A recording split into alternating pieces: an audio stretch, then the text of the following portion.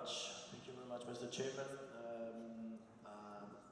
I'm very glad to know that some of the keywords that you just mentioned before are actually inside the speech that I was presenting for Mrs. De Berti unfortunately was not able to come here, so asked to Mr. Luigi Zanin, which is director of the logistics section of Veneto region, to come here.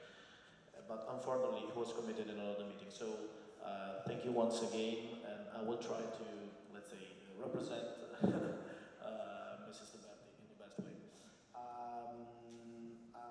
Veneto region considers this kind of events very much representative of how to pave the way for a greener future for areas like Venice and Venice Lagoon and Veneto region in general.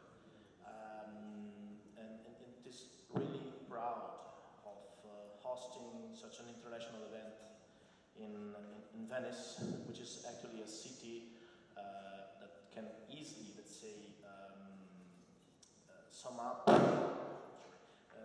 which are the main obstacles and the main obstacles that have to be faced when dealing with logistics and transport in such a complicated, let's say, natural and cultural context. For sure, betting on green transports and green ports means to invest in a more sustainable approach to logistics and more in general to transport, which are actually representing the backbone of the economic sector of a determined territory. And at the same time, it can represent one of the main sources, as we are talking about green and green ports, one of the main sources of pollution also, to disturb both natural and cultural resources of the area. This bet has even more chances if considering the recent development of international agreements. Consider, for example, the Paris agreements. And so, as far as the transport sector in general, it represents worldwide more or less from 25 to 30% of the greenhouse emissions. It's of course obvious that working on that sector, improving this sector, and making it more greener, it is crucial for the achievement of these such sustainable goals that are agreed at the international level in a medium term.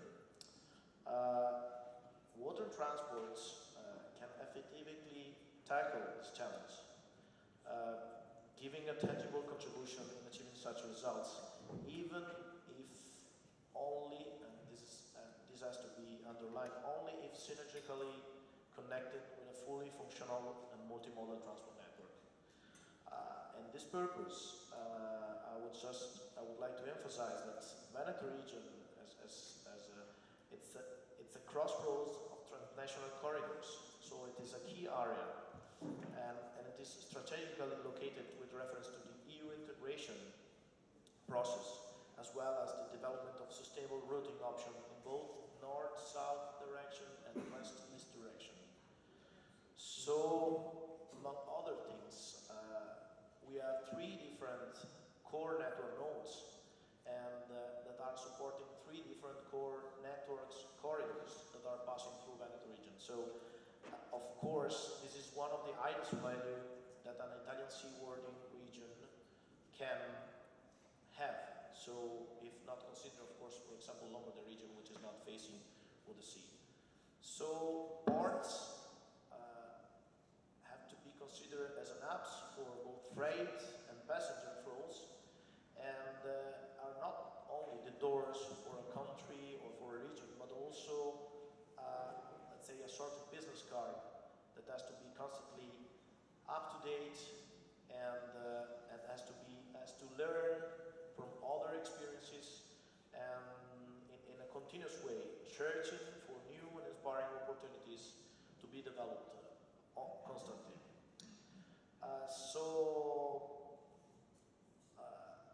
That's why initiatives like the Green Ports Congress, which has a long history already of events, have to be followed with great expectation in order to share the experiences, in order to learn each other challenges of green ports, and to spread best practice with all these key players that are involved in such events in order to pursue a more environmental and sustainable performance for the transport sector in worldwide sense. So that's almost all. Thank you very much.